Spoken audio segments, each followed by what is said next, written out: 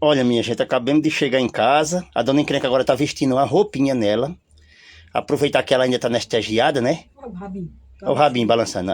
Agradecendo, né, mãe? Tá agradecendo. Só que ela não pode se mexer muito, não. Que ainda tá, a anestesia ainda tá fazendo efeito, né? Mas a gente trouxe ela de moto. E tá vestindo uma roupinha, minha gente. Sabe pra quê?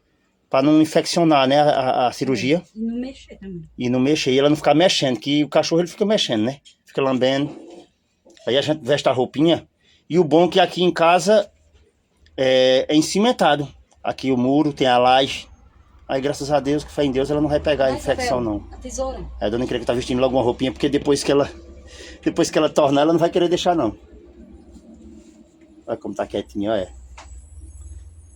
Vendo aí? Pronto, essa aí agora já era.